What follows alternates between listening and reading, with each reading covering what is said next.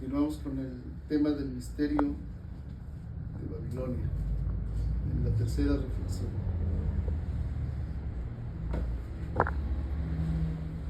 El día de hoy vamos a ver en qué nivel opera el misterio de Babilonia y también las características que tiene la misma, comunes a toda religión.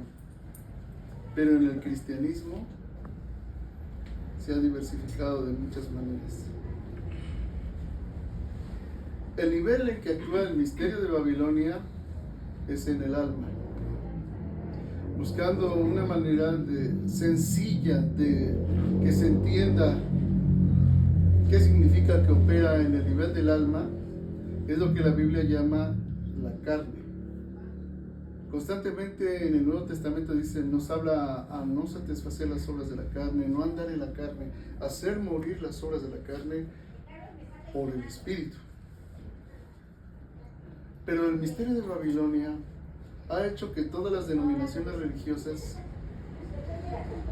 caigan en el engaño pensando que están luchando en el Espíritu. Porque identifican alma con espíritu y espíritu con alma, es decir, alma-espíritu, como si fuera lo mismo. No es lo mismo. Una cosa es el alma y otra muy distinta el espíritu. Cantábamos, ¿quién subirá al monte del Señor? La religión, en este caso el misterio de Babilonia, nos dicen, sube al monte del Señor también. Toman el Evangelio, toman la palabra de Dios y dicen, sube al monte del Señor. Ustedes verán en la Biblia, todo el tiempo se expresa, subamos a Jerusalén. Siempre se habla de subir a Jerusalén. ¿Quién subirá al monte santo de Jehová? ¿Quién estará en su santo lugar? Y las personas y los cristianos sinceros, porque son cristianos sinceros, son honestos en cualquiera que con el corazón de verdad busca a Dios, escucha la enseñanza que se le da y quiere subir al monte de Jehová. Pero se le ha enseñado que, como dice el Salmo, ¿quién subirá al monte de Jehová? El limpio de manos. Pero dice, y puro de corazón. Y que si quieren alcanzar sinceramente la pureza del corazón y la santidad, porque recuerden que sin santidad nadie verá. Ahora quiero que piensen ustedes, ¿cómo se sube a ese monte de Dios? A la Jerusalén celestial. Se va haciendo a pausas. ¿Cómo subes un monte natural? Empiezas desde la base, ¿verdad? Empiezas a caminar en el Evangelio. Empiezas a darte cuenta que necesitas cambiar, necesitas tener la mente de Cristo, necesitas tener los mismos sentimientos de Cristo. Y te empiezas a esforzar con todo el alma, con toda tu alma. Pero lo identificas con el corazón. Dice, yo lo hago con toda mi alma y con todo mi corazón, como si alma y corazón fuesen sinónimos. Y te voy a explicar, por eso el ejemplo me gustó, es sencillo, porque nos puede ilustrar claramente el camino de cualquiera de nosotros para seguir a Cristo. Al principio del caminar en Cristo, empiezas descansado, ¿no es verdad? Empiezas descansado. Pero traes una carga que Cristo ya te quitó, que son todos los pecados, porque aprendiste que el que está en Cristo nueva criatura es, las cosas viejas pasaron, eres una nueva criatura en Cristo, pero esta nueva criatura sigue viviendo en un mismo cuerpo que tiene su alma y un espíritu vivificado. Empiezas tu caminar en Dios a subir al monte, y en ese camino, mientras vas subiendo al monte, de repente te tropiezas, entiéndase, un pecado, pero te levantas, te sacudes, sabes que Cristo ya te lavó y sigues caminando, sigues subiendo al monte, y cada vez ves con mayor claridad la palabra de Dios y vas comprendiendo mejor, te haces integrante de una congregación, participas en las actividades de la misma, pero te empiezas a cansar porque sabes que no puedes dejar de caminar hasta llegar a la cima. Y te empieza a agobiar el calor del día, la sed, el hambre. Y estoy hablando de manera espiritual, porque seguimos en un cuerpo, con la misma alma, pero tú quieres alcanzar a Dios y en tu proceso de santificación vas teniendo apetitos, sed, fatiga, calor, pero luego a veces vienen tormentas. Conforme va subiendo se va enfriando el aire porque es más alta la cumbre y ya se acabó la parte templada, la parte tropical. Ahora empiezas a subir a la parte que es más fría y vienen tormentas, o sea, vienen problemas, enfermedades, dificultades, contrariedades. Te das cuenta que la congregación en la que estás no todos son perfectos. Es más, hay aún falsos hermanos, hay inconstantes, hay quienes apostatan. Y tú te ves a ti mismo y en esa subida al monte santo de Dios te empieza a pesar el camino, te empieza a pesar la cima. Los que han subido a los grandes montes nevados afirman que cada paso que dan requiere una voluntad total para poder avanzar, Y ese es el esfuerzo que estás haciendo tú para santificarte. Empiezas a hacer todo lo que te dice tu denominación. Empiezas a hacer ayunos, haces oraciones. Empezabas en la mañana y en la noche, luego las haces 3 veces al día, y luego hasta 5 veces al día, y luego te metes a cadenas de oración, vas a retiros espirituales, te vas a congresos, pero hay un punto en tu vida y hay ciertas áreas de tu vida que nunca puedes superar y se van volviendo un peso muy grande conforme vas avanzando en tu caminar en Cristo. Llega a tal punto que dices, híjole, ya no puedo más con este peso. Y te arrepientes y le dices al Señor, otra vez, Señor, otra vez nuevamente, pero vas cargando tu peso. Y cuando ya estás a base de voluntad sincera, estoy hablando de voluntad sincera, de sincero corazón, de sincera oración ante Dios. Incluso le haces promesas. Algunos erróneamente hacen pactos, porque así han sido enseñados, y hacen hasta pactos. Y crees que ya ves cerca la meta, cerca la meta. Pero el peso que llevas de ese pecado que nunca lograste superar, finalmente te acaba venciendo.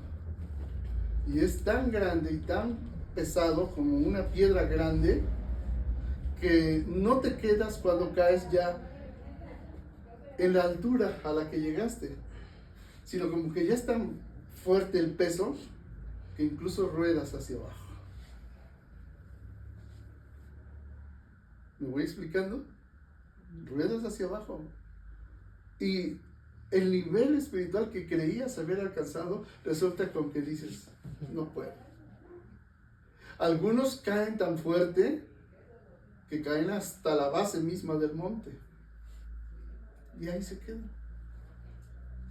No se vuelven a levantar. Se cansaron de luchar. Se cansaron de orar. Se cansaron de ir a escuchar consejos espirituales. Se cansaron de leer la Biblia. Se cansaron de ir a congresos. Dijeron, no tiene caso. ¿Quién puede? ¿Y cómo estaba el salmo que cantamos? ¿Quién habitará en tu tabernáculo? ¿quién morará en tu lugar santo? Si yo no puedo.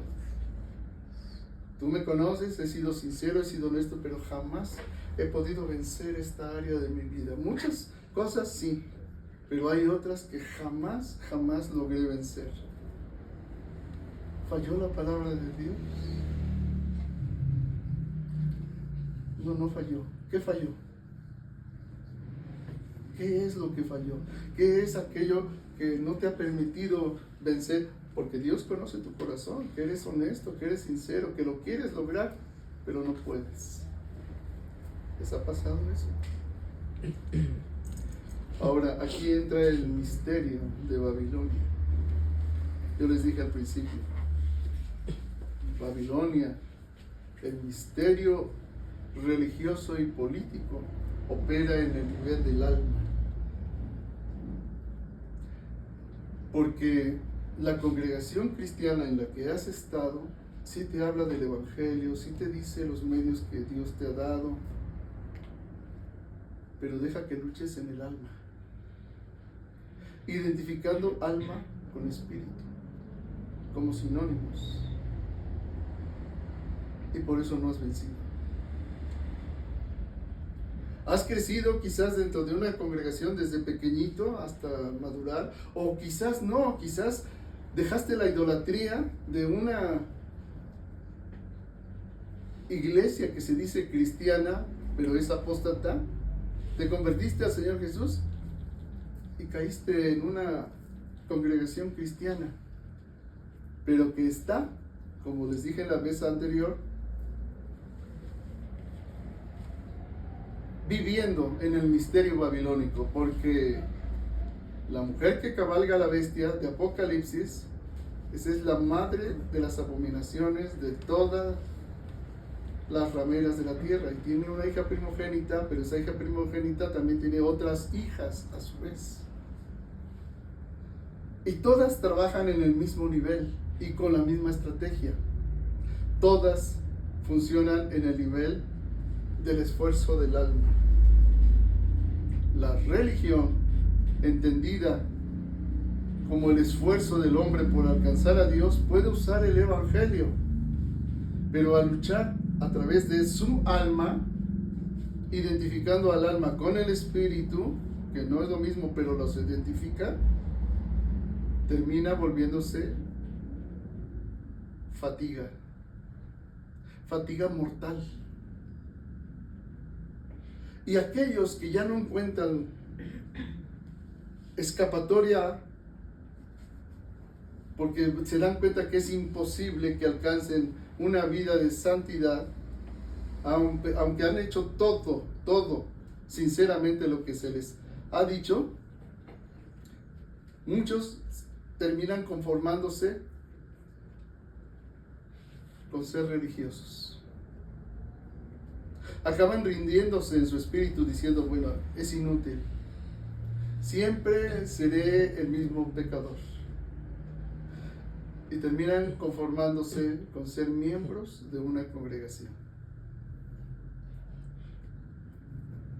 A veces vienen, a veces no vienen. ¿Qué más da? Si nunca voy a lograr superar esta área de mi vida, porque nunca hallé libertad en Cristo. Entonces a veces vienen, a veces no vienen. Sí, ya escuché el Evangelio, se metieron a un seminario, incluso ya saben la Biblia, saben técnicamente cómo se formó la Biblia, saben históricamente cómo se hizo, conocen de memoria los pasajes de la Biblia, pero todo está muerto, todo está vacío. Porque no se dieron cuenta, nunca, que aunque se les dijo que hay que luchar en el espíritu y ser espirituales, las armas espirituales que les dieron fueron armas espirituales operadas desde el alma, identificando por alma tu inteligencia, tu voluntad, tus emociones, tus sentimientos, y tú pusiste todo ese esfuerzo para ser santo y no pudiste. Pero no pudiste porque no se te ha quitado un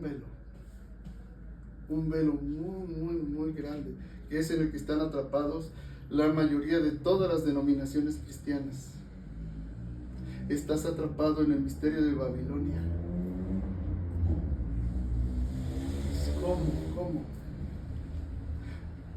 Vuelvo a reiterar ahora sí lo que les decía la vez pasada. Vamos a ver un poquito, abuelo de pájaro, cómo es este funcionamiento del misterio de Babilonia. Los 3 primeros de los siglos de la iglesia se caracterizaron por persecución a muerte de los cristianos, desde el mismo principio. Esteban fue el primer mártir, luego Santiago, el líder de la iglesia, Santiago el Menor, y las persecuciones mantuvieron pura a la iglesia y purificada. Y prevaleció el testimonio del Espíritu Santo en la iglesia. Marcos 16, estas señales seguirán a los que creen. En mi nombre se echarán demonios, hablarán nuevas lenguas, tomarán en sus manos serpientes, y si beben algún veneno o cosa mortífera no les hará daño. Impondrán a las manos a los enfermos y sanarán. Y ellos salieron por todas partes anunciando la palabra del Señor. Dice, el Señor les ayudaba confirmando la palabra predicada con las señales milagrosas que les seguían. Y así fueron los 3 primeros siglos de la iglesia. Persecución mortal. Luego llega el emperador Constantino. Ya van 1000 años del Imperio Romano. Y cuando Constantino se dio cuenta de esto, Constantino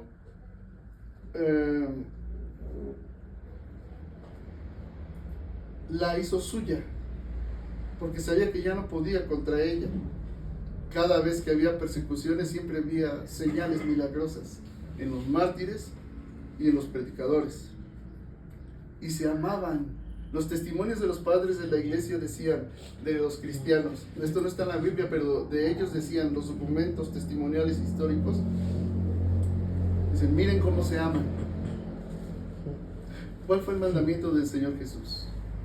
Que se amen unos a otros como yo los he amado. Así se amaban. Constantino se dio cuenta de esto.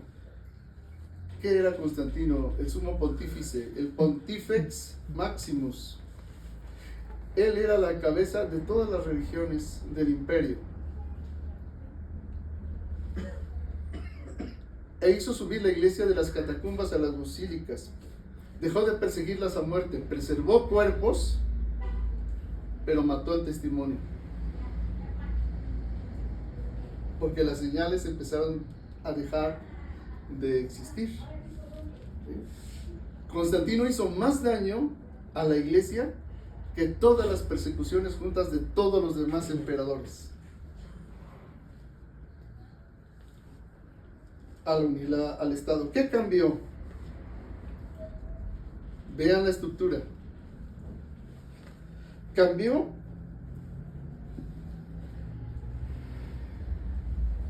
el que la iglesia es un edificio de piedras vivas, en el que el apóstol Pedro dice, cada uno dice, sean edificados como piedras vivas en un templo santo en el Señor. Y Constantino lo cambió por edificios sagrados. Y las basílicas que eran para los templos de los dioses, pasaron a ser ahora el templo. Esta es una imagen muy poderosa, hermanos, porque las basílicas son hasta la fecha edificios impresionantes. ¿Sí?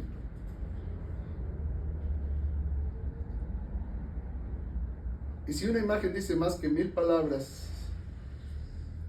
y tú ves la imagen de un edificio al que se le llama templo, Constantino fue astuto y siguió preservando los edificios físicos, y la gente empezó a olvidar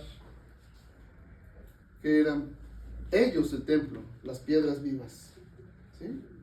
Y se le empezó a llamar sagrado al templo físico. Pero ¿qué es lo que lo hacía? ¿Qué es el templo sagrado? Las personas, las piedras vivas, ellos son el templo sagrado, pero se modificó. ¿Qué más cambió? Creó tradiciones con referencias bíblicas. Es decir, gobernabas un imperio lleno de religiones y costumbres paganas, y lo que dijo, voy a cristianizar estas fiestas paganas. Así que el nacimiento del sol invicto se transformó en el nacimiento de Jesucristo.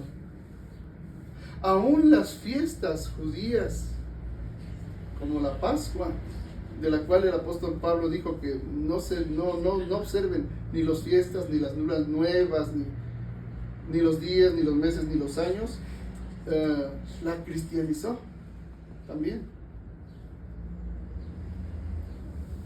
La adoración a las vírgenes negras desde tiempos inmemoriales, ahora lo transformó en una adoración a la Virgen María. No hay registros de veneración a la Virgen María en los tres primeros siglos del cristianismo, pero con Constantino empezó. Es decir, dicen, hay que cristianizar las costumbres. Hasta la fecha muchas iglesias dicen, hay que cristianizar las costumbres. Pero ¿saben qué? No es cristianizar las costumbres, es paganizar el cristianismo. Es paganizar el evangelio. Es muy diferente. La tercera característica. Todas las religiones hacen sacrificios, ¿verdad? Bueno, pero como el cristianismo, los cristianos verdaderos, su sacrificio era un sacrificio de alabanza. Ellos se reunían, ¿qué dice Hechos 2? Perseveraban unánimes en la doctrina de los apóstoles, en la comunión, en la fracción del pan y en las oraciones. Ese era su sacrificio. Y ellos mismos se daban como sacrificio vivo a Dios. Pero al sustituirse las piedras vivas por un templo físico y así sustituirse los sacrificios de animales y los sacrificios del templo, que ya no existía también del año 70, pero estaba la idea de los sacrificios y estaba en su apogeo todavía. Todavía se celebraban durante siglos los sacrificios humanos en el Coliseo Romano, por ejemplo. Se sustituyó con una liturgia, una forma ceremonial de hacer un culto a Dios, ¿sí? Y se crearon ritos ceremoniales. Los ritos ceremoniales fueron la forma de dar culto a Dios. Las vestiduras sacerdotales, que son vestiduras celestiales, de los cristianos se transformaron con las vestiduras propias de los sacerdotes paganos. Y las liturgias dieron origen a una reinterpretación de lo que es un sacrificio espiritual a Dios, y se cambió. Al cambiarse la liturgia, se instituyeron los sacramentos. De sacrum facere, hacer sagrado, hacer santo algo. ¿Okay? Y se creó un calendario litúrgico. Y nació el tiempo de advenimiento, que es advenimiento, que precede la Navidad, y luego la Cuaresma, y luego la Semana Santa, y se creó todo un calendario litúrgico que nada tiene que ver con lo que dice el Nuevo Testamento. De hecho, ustedes vean, hay un hombre que ha sido canonizado para santo en la Iglesia Católica, de origen judío, llegó a ser cardenal, el cardenal Newman. Y esto dicho por un católico santificado, y que claramente ha dicho, el incienso, las vestimentas sacerdotales, la liturgia, los cantos y los sacramentos, todos son de un origen 100% pagano. 100% pagano. Pero eso también se trasladó a las iglesias protestantes, históricas, evangélicas, pentecostales, hermanos. Por eso les decía la vez pasada, la diferencia no es solo doctrinal, es estructural. Y se ha tomado como natural el crecer en un ambiente al que se identifica como cristiano sin que tenga realmente ningún origen cristiano. De ninguna manera. ¿Qué más cambió Constantino? Cambió el sacerdocio universal de los creyentes por un sacerdocio profesional. Están los diáconos, luego están los sacerdotes o presbíteros, luego el obispo, por encima del obispo el arzobispo, por encima del arzobispo el patriarca, por encima del patriarca el cardenal y por encima de todos ellos el papa. Una jerarquía que indica qué es fe, qué es moral, qué es costumbre y cuál es la interpretación de la palabra. Dios nos hizo reyes y sacerdotes, pero Constantino modificó todo esto y separó la iglesia en la que todos somos reyes y sacerdotes, y ahora hay unos hombres especializados, profesionales, preparados para ello, y los laicos, o el clero. Yo les decía, aún hasta la fecha se habla de 3 grados de sacerdocio. El sacerdocio de tercer grado en la Iglesia Católica, los fieles en general. El sacerdocio de segundo grado, los presbíteros o sacerdotes. Y el sacerdocio de primer grado, los obispos. ¿De dónde sacan esas distinciones que Dios jamás estableció en la Biblia? En la Biblia dice, nos hiciste reyes y sacerdotes para nuestro Dios y reinaremos sobre la tierra. Pero la tradición imperial estableció la jerarquía y la separación del sacerdocio universal de los creyentes por un sacerdocio que en último término él como pontífex maximus controla. La religión pasó a controlar lo más íntimo del ser humano, que es la conciencia, y esa misma estructura la trasladó la Reforma protestante a las denominaciones cristianas. Por tanto, la diferencia no es solo doctrinal, es estructural, y por eso las hijas de la gran ramera también son rameras, porque prostituyeron el evangelio para dejarte que luches tú por Cristo, pero en tu alma, identificando alma con espíritu.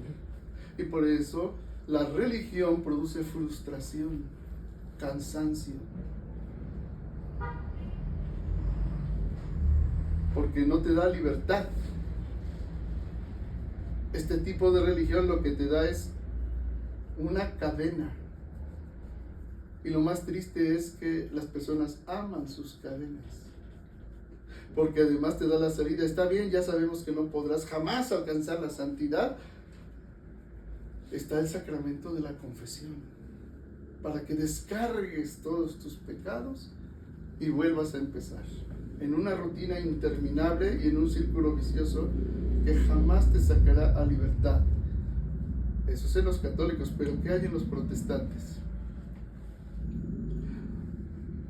Unos hacen pactos con Dios, otros hacen promesas, juramentos, y andan de congreso en congreso, bien avivados cuando están en el congreso, pero nomás termina el congreso y salen del congreso, se acabó el avivamiento, siguen siendo los mismos. Van a la congregación el domingo y se emocionan, porque los cultos son emocionales. La música es emocional, o un discurso motivacional, e identifican eso con lo espiritual, pero salen de la congregación y son los mismos, y no pueden, y se dan cuenta que está fallando. Muchos piensan que falló la palabra de Dios y acaban yéndose al mundo. Dicen, al fin, nada cambia ni cambiará, y yo menos, no puedo cambiar, y ya se van al mundo. y se terminan olvidando de Dios. ¿Qué más hizo Constantino? Quinto punto, cambió el arrepentimiento y la conversión, cambió la metanoia por un rito de iniciación. Fíjense cómo se van combinando las cosas anteriores que ya les dije, conforme la estructura que se va dando. Y así cualquiera que se convirtiera al cristianismo, se le daban unas cuantas monedas, una ropa nueva, y ciertos privilegios, y se transformó. En vez de que hubiese la recepción y la convicción del evangelio y procediese al arrepentimiento y a la conversión, se dijo, no, basta con que tú te bautices. Y se cambió esto por un rito de iniciación, y se dio el bautismo, y se entendió el bautismo como la entrada a la iglesia mediante un rito. Viene la Reforma Protestante, y las iglesias históricas se llevan esto también, este sacramento, y bautizan a los infantes. Luego vienen algunos otros reformadores y dicen, no pueden ser los infantes. ¿Cómo va a ser hijo de Dios aquel que no se ha arrepentido y convertido? Aquel que no ha nacido de nuevo. Y se niegan a bautizar a los infantes, y salen los anabaptistas.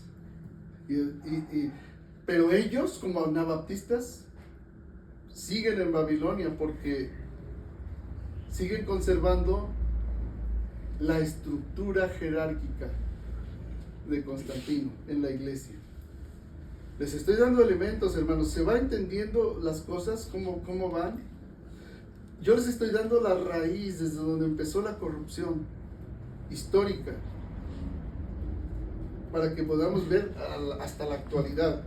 Siguiente punto que hizo Constantino astutamente: la fusión de la iglesia con el Estado.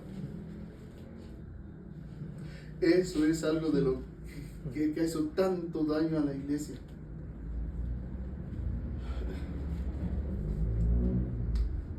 Les decía la vez pasada, ven qué pasó históricamente. Cuando Constantino fusionó la iglesia con el Estado, él siguió siendo el sumo pontífice, es decir, la cabeza de la iglesia cristiana, aunque él se bautizó en su lecho de muerte y por un sacerdote arriano hereje. Porque desde entonces se estableció la idea de que con que me arrepienta en el momento de la muerte, ya Dios me va a perdonar y me va a recibir en el cielo. Y es lo que hizo Constantino. Y así es como piensan muchas personas hasta la fecha. Yo lo he escuchado de personas famosas en programas de primerísimo, le dicen ahora rating, ¿no? A nivel nacional y hasta internacional. Dicen, qué padre esto de la iglesia. Qué padre es arrepentirte justamente en el momento de tu muerte. Hiciste lo que quisiste, pero en el momento de tu muerte te arrepientes y hay que bella confesión, dile al cura y te vas al cielo. Porque Dios es muy bueno. Y eso es algo que jamás aparece en la doctrina de Jesucristo. Jamás. Pero en las tradiciones de los hombres, sí. Por eso es prostituta y madre de las rameras de la tierra. Y te dejó luchar en el alma toda la vida, porque como sabe que en el alma nunca vas a lograrlo, al final basta con que te arrepientas y ya Dios te va a recibir. Ese es un engaño verdaderamente satánico. Esa es una mentira total. Entonces la fusión iglesia-estado, al final, ¿qué acaba haciendo? El control de la conciencia, de lo más íntimo del ser humano. Porque cuando el Estado controla la iglesia, puede controlar todas las decisiones. Les voy a poner un ejemplo actual. ¿Cuál es el imperio más poderoso que ha existido desde que la humanidad es humanidad? ¿Cuál es el imperio más poderoso de todos los tiempos? Los Estados Unidos. Todo lo han tenido, todo lo material, todo el poder, todo lo han tenido. ¿Y qué hay en el ejército? Capellanes. ¿Qué son los capellanes? son los pastores, los guías espirituales de los soldados. ¿Qué tipo de capellanes hay? De dulce, de chile, de manteca, de todo. Católicos, luteranos, presbiterianos, anglicanos, metodistas, pentecostales, reformados, cuadrangulares, rectangulares y como lo que se les ocurra. Hay capellanes con grado militar. Y ahí les va. Hay satanistas, porque la iglesia de Satán está reconocida. Y hay capellanes satánicos en el ejército. ¿Quién los controla a todos ellos? El Estado. Porque la religión sirve al Estado. Y ellos están convencidos de que están peleando por la patria, por Dios, por la familia. Pero ¿quién controla a la iglesia? El Estado. Cuando el Señor dijo, mi reino no es de este mundo. Pero la historia nos dice que el Estado usa la religión, en este caso las iglesias institucionalizadas, a su servicio. Lo hizo Constantino, pero vean en la evolución de los tiempos, cuando la iglesia católica dominó, puso y quitó reyes y emperadores y príncipes a su voluntad. Cuando se separó la iglesia, cuando hubo el cisma católico, ahora se peleaban los cristianos católicos con los heréticos griegos. Y luego cuando la reforma protestante, fueron las guerras religiosas de católicos contra luteranos y calvinistas y anglicanos. Y luego cuando se separaron de esas iglesias denominacionales, los anabaptistas y otras más, ahora los cristianos protestantes perseguían a muerte a los anabaptistas. Y los anabaptistas, por ejemplo, cuando ya tenían su iglesia estructurada, siguieron en el misterio de Babilonia, porque conservaron, aunque en palabras, el sacerdocio universal de los creyentes, las jerarquías. Entonces ustedes dirán, bueno, entonces todo el cristianismo está contaminado. Sí, en una palabra te digo, sí, todo el cristianismo está contaminado, porque no han entendido la exhortación del Espíritu a la iglesia cuando dice, salid de ella, pueblo mío, y no se hagan partícipes de sus pecados ni de sus abominaciones, para que no tengan parte en sus plagas. Al contrario, denle a ella el doble de lo que ella les ha dado a ustedes. Y esto es lo que casi nadie entiende, hermanos. Y no lo entienden porque siguen luchando en el alma, identificando alma con espíritu. Pero no me adelanto. Voy al siguiente punto que hizo Constantino: la ortodoxia forzada. ¿Qué es la ortodoxia? Lo que está correcto, lo que está bien, la sana doctrina. Pero es el uso del poder político y religioso para imponer uniformidad de doctrina. Y todo aquel que sea disidente, hereje. ¿Y cuál es la historia de la herejía? La pena de muerte. Aunque la iglesia se lava las manos y dice, no, nosotros nada más declaramos que eran herejes, el Estado es el que los ejecutaba. La iglesia está al servicio del Estado, del poder de este mundo. Son la gran ramera y sus hijas rameras.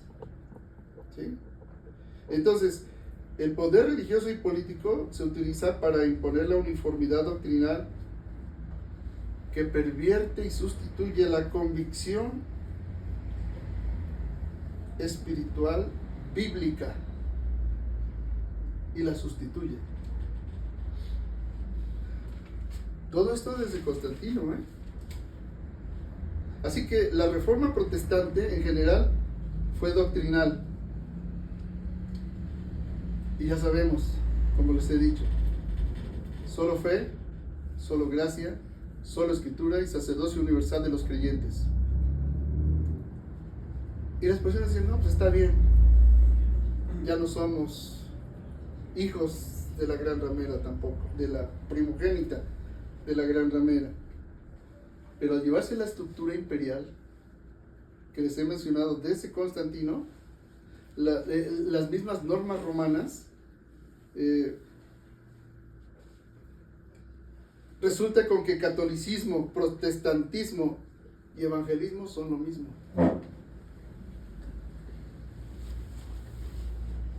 ¿Sí? Son lo mismo, hermanos. Lutero rechazó las indulgencias, pero mantuvo edificios sagrados. Juan Calvino rechazó el papado, pero mantuvo el clericalismo.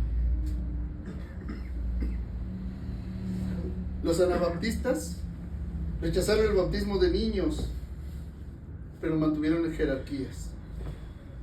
Los pentecostales rechazaron el ritualismo muerto, pero han construido megatemplos.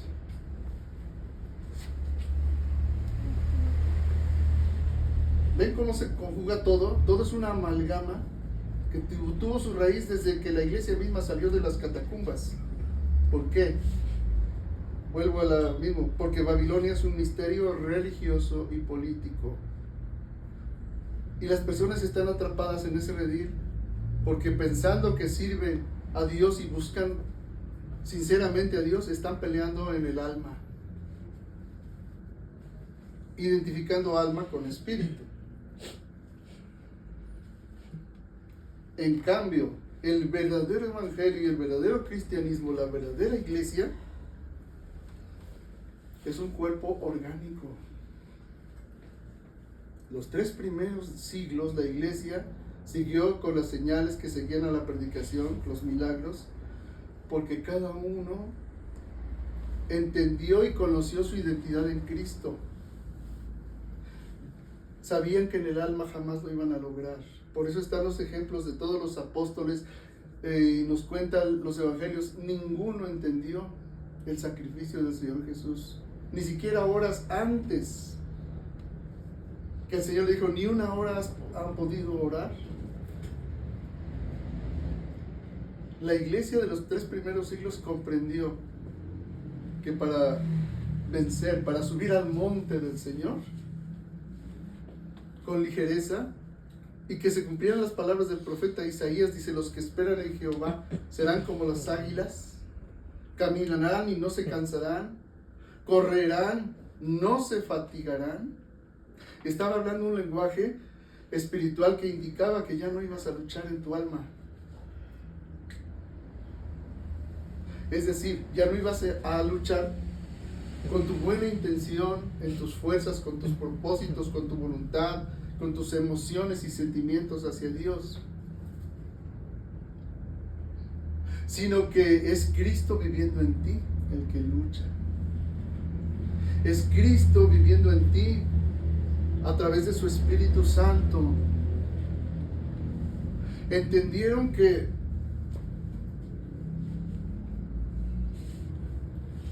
no podían ser cristianos a modo como ellos quisieran, porque eran parte de la carne y de los huesos de Jesús, y son un cuerpo. Aprendieron y conocieron su identidad. Yo ya no soy un esclavo, aunque el imperio me diga que soy esclavo. En este mundo soy esclavo, pero en Cristo soy sacerdote, profeta y rey. Y el reino del Señor está en mí.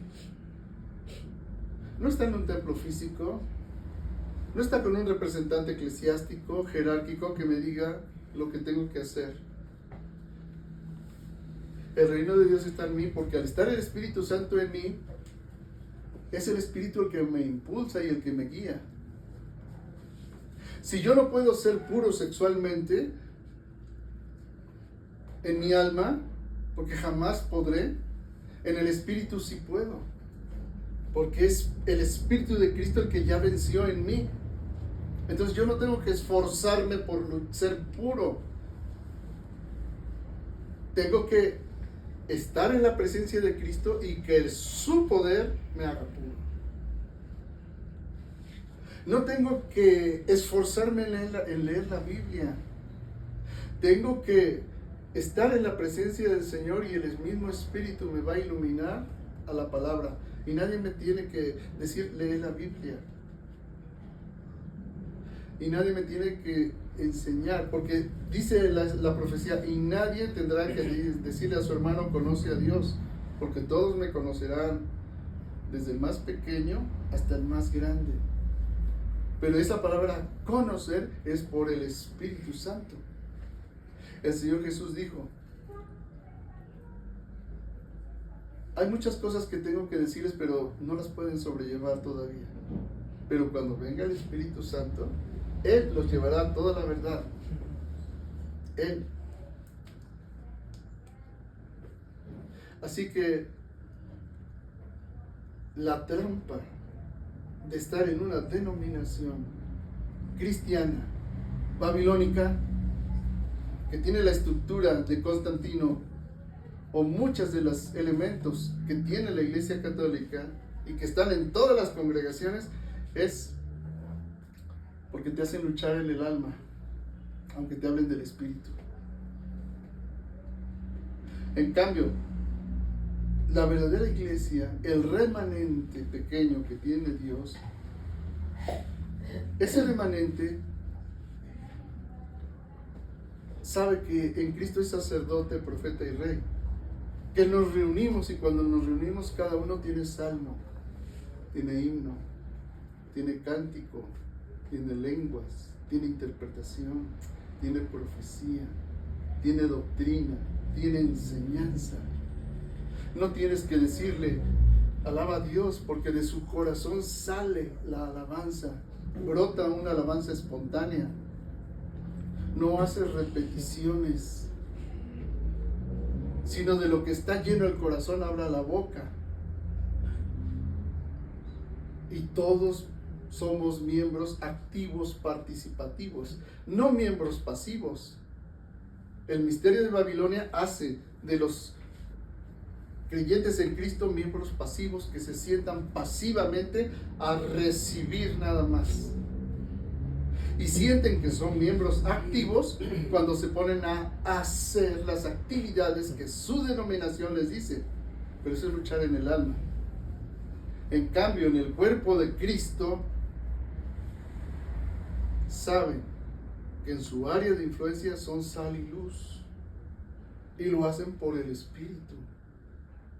No tienen que decirles, predica, porque naturalmente reflejan su propia naturaleza en Cristo. Hablan Cristo, viven en Cristo, se mueven en Cristo, y esto en el Espíritu, no en el alma.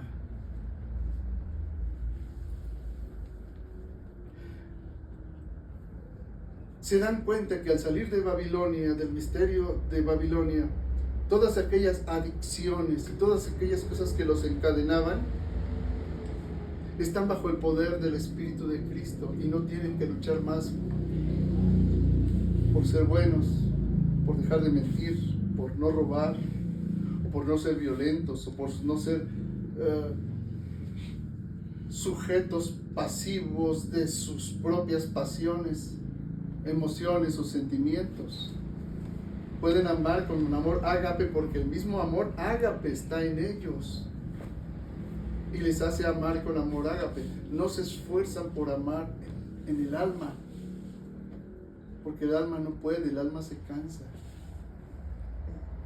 Se cansa de amar al no amable, es decir, al que no es digno de ser amado. El alma se cansa de buscar al que no viene a la congregación.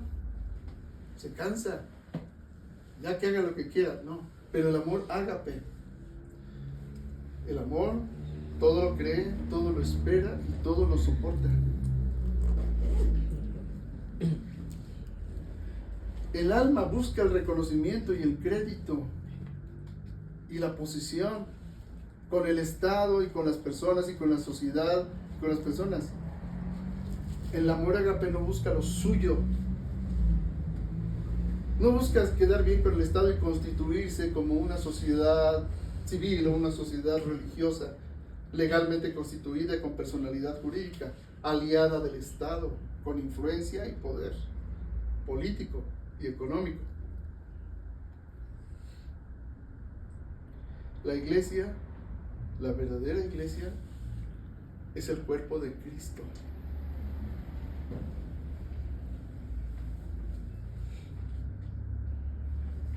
Pero esto es solo revelado al que ha nacido de lo alto. Ahora vuelvo a decir lo mismo que les dije la vez pasada. Entonces, ¿dónde están los cristianos? Los verdaderos cristianos. Están en cualquier denominación, hermanos. Están entre los católicos, entre los luteranos y anglicanos, entre los bautistas, los pentecostales. En toda denominación cristiana Dios tiene verdaderos hijos que han nacido de lo alto. Pero a esos hijos que han nacido de lo alto, el Señor les dice: salgan de Babilonia. Porque Babilonia te va a matar. Tarde o temprano te va a matar, porque se mueve en el alma y te hará que busques tu salvación y que luches por tu santidad en el alma. Porque la gran ramera está ebria de la sangre de los santos y es imposible que camine en el Espíritu. Es imposible. Para poder caminar en el Espíritu de Cristo, tienes que salir de Babilonia. Cualquiera de nosotros tiene familiares católicos o de cualquier denominación, y muchos sinceramente están convencidos de que son buenos cristianos. Pero si tú has comprendido la prédica que te di hoy, te darás cuenta que tienen que salir del misterio religioso de Babilonia. ¿Cómo van a salir? No va a venir un ángel, va a descender y les va a decir: mira, sal de Babilonia. Eso no va a suceder. ¿Sabes quién es el ángel? Tú. La palabra ángel es mensajero. Tú eres el mensajero. Pero eres más que un mensajero. Eres profeta de Dios. Profeta, portavoz de la palabra de Dios. ¿Sabes cómo van a salir tus familiares? Por tu palabra. Pero si tú no comprendes esto, ¿cómo tú mismo vas a salir si tú estás en Babilonia? Si tú estás dentro del misterio de la gran ramera, atrapado en el alma, con fe en Dios, sí, pero esclavo, al fin y al cabo, esclavo espiritual.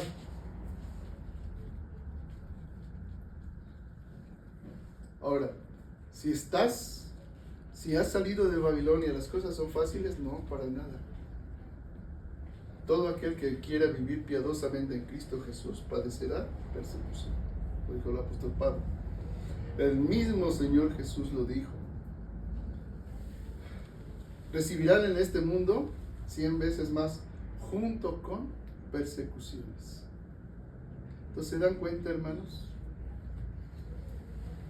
¿Por qué la iglesia no es perseguida en Occidente? Más bien es despreciada. Más bien las personas se burlan, los que no creen en Dios. ¿Por qué?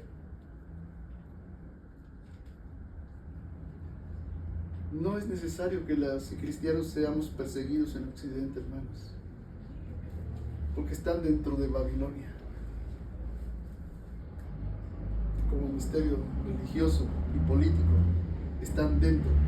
Sabe Satanás que un cristiano que está en este misterio, no importa la denominación cristiana en la que esté, jamás va a lograr su propósito en Cristo, porque se va a cansar Va subiendo al monte con ese gran peso de piedra y en algún momento se va a cansar y se va a detener o va a caer para abajo rodando y jamás lo va a lograr. Jamás. ¿Ven, hermanos? Esto no es el evangelio aguado, es el evangelio real.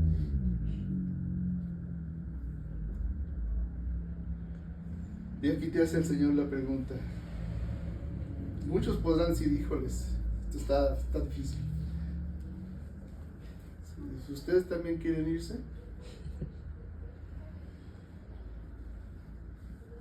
o vas a salir de Babilonia, o vas a dejar de jugar a ser cristiano. A veces vengo, a veces no vengo, a veces lucho, a veces no lucho, sin darte cuenta que Babilonia está dentro de ti porque has estado luchando en el alma. No has andado en el espíritu, no has entendido lo que dice: haced morir las obras de la carne, andad en el espíritu y no satisfagáis las obras de la carne, porque andar en la carne es muerte. Los que son de la carne piensan en las cosas de la carne, es decir, en el alma, andan en su mente vana, en sus emociones, en sus sentimientos, en su voluntad. Pero los que son del espíritu, en las cosas del espíritu. Espíritu con mayúscula, Espíritu Santo. Y es muy diferente luchar así. Es muy diferente. Vas encontrando libertad, un discernimiento y una claridad que antes no tenías. Empiezas a discernir qué hay en el corazón de las personas, qué hay en una congregación. Cuando pisas una congregación te das cuenta qué hay. Pero Dios solo tiene un remanente. Muchos son llamados y pocos son escogidos.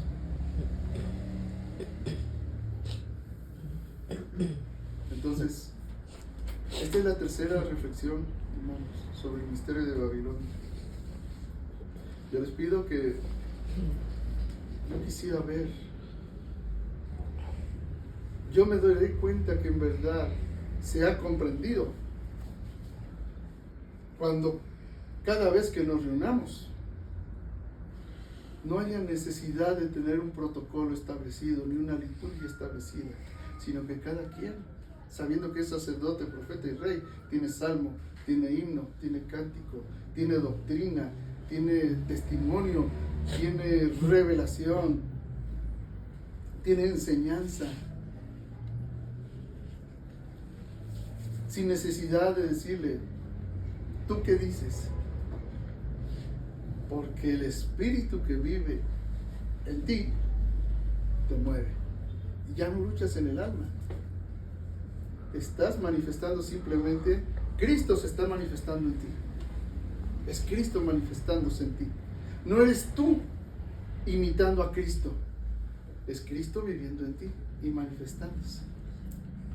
Y tú brillando como sal y luz. Amén. Pues me encomiendo a su oración, hermanos, porque lo último que puedo decir es esto. Oren por mí, porque, como dijo el apóstol Pablo, no sea que habiendo sido yo heraldo para otros, yo mismo venga a ser descartado. Así que les digo esto, como dice el apóstol, literalmente con temor, esperando que ninguno aquí sea parte del misterio de Babilonia. Amén. Amén.